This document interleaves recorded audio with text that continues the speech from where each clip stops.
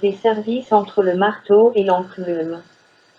Au début des années 60, la tension monte entre Paris et Washington. Une tension qui culminera avec le retrait de l'OTAN en 1964. Pour embêter De Gaulle, la CIA a mené diverses opérations dans le contexte de la guerre d'Algérie par exemple.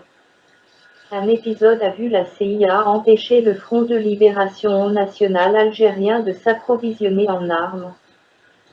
Grâce à un accord passé avec le SDC, le mafieux sicilien installé aux USA Lucky Luciano, à qui elle avait donné le monopole sur l'importation d'héroïne aux États-Unis.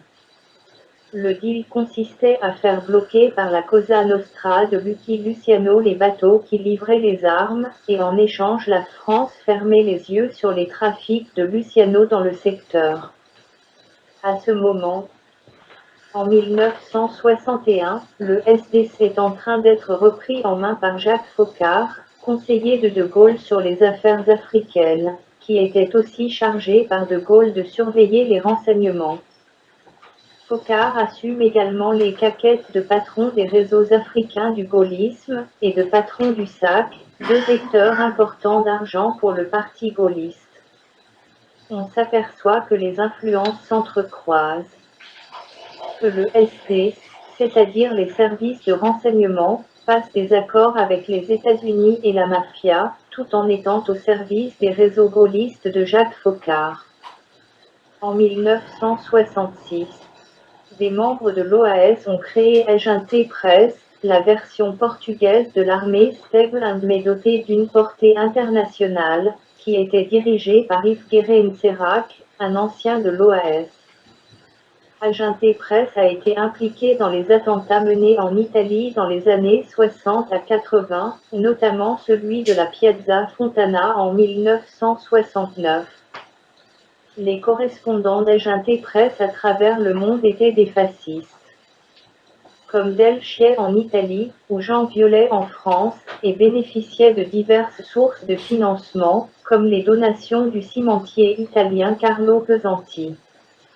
En 1966 également, De Gaulle rejette l'OTAN, qui déménage son QG de Paris à Mons en Belgique. Les troupes US en France, qui étaient 25 000, sont aussi presque toutes virées.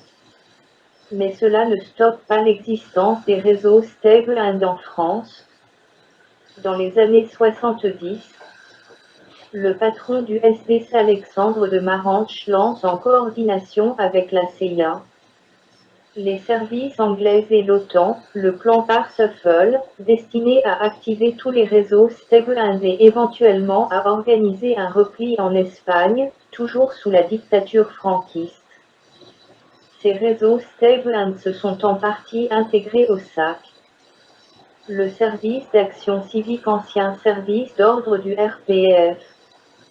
Le parti gaulliste, et qui était formé depuis la guerre d'un tas de barbouzes, de fachos de tous bords et de truands, une qualité n'excluant pas les autres.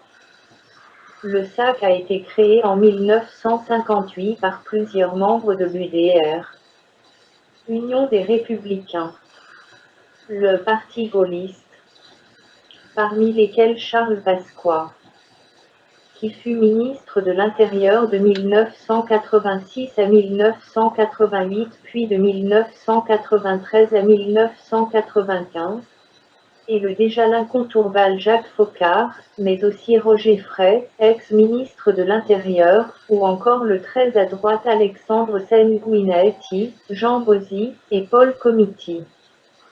Le SAC a été très vite transformé en une sorte de milice à la solde des comptes du parti de De Gaulle, et on le retrouve cité ou impliqué dans de nombreuses affaires louches depuis lors.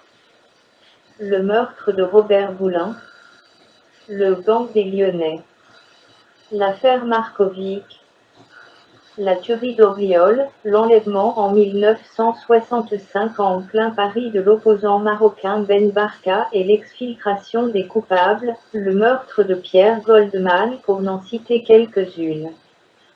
À la croisée des réseaux mafieux et des réseaux gaullistes, il y a un proche de Pasqua, Étienne Léandri, mafieux et collabo pendant la guerre, qui avait fui en Italie où il s'était rapproché de Lucky Luciano, l'homme de la CIA pour le trafic de drogue vers les États-Unis et l'Europe.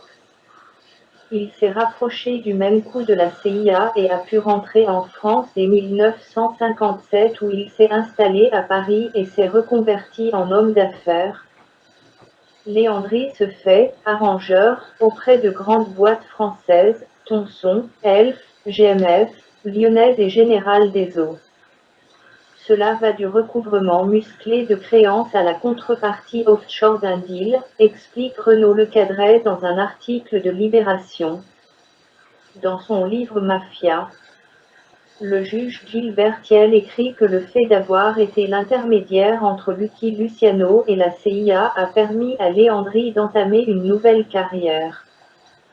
Celle d'intermédiaire dans des ventes d'armes et dans la négociation de juteux contrats pétroliers. Léandri est rapidement entré en contact avec Charles Pasqua qui n'était pas encore politicien. Dès la création du SAC, à la fin des années 50.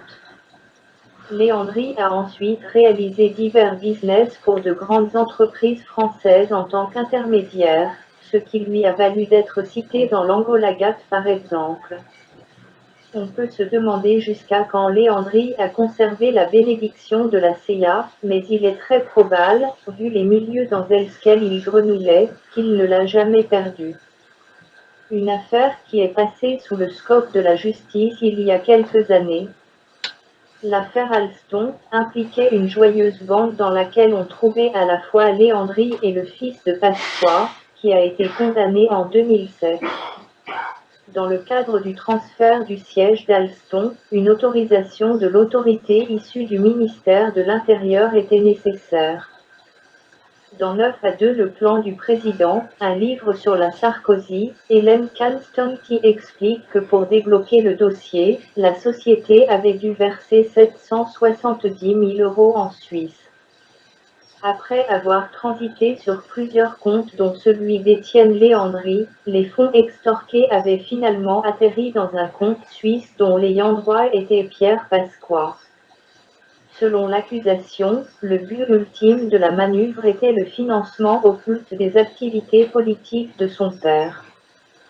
Le SAC était très certainement impliqué dans la French Connection, et en tout cas certains de ses membres étaient mouillés jusqu'au cou.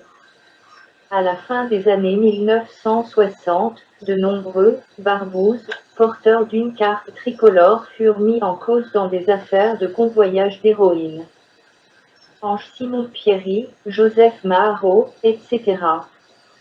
L'ancien membre du SAC repenti, Dominique Calzi, a par exemple rapporté avoir été témoin d'une opération de récupération, de recel et de revente de morphine base venant de Turquie, supervisée par plusieurs membres du SAC, Victor Léandri, Bernard Kouchner, Gérard Capet, etc. Impliqués aussi dans le trafic d'armes venant de Yougoslavie. Ils étaient par ailleurs responsables de la sécurité lors de campagnes électorales de candidats UDR locaux. Rappelle Alexandre Marchand dans l'article L'État, la drogue et le complot, en France, de la French Connection à l'île aux Chalons, des années 1960 aux années 1980.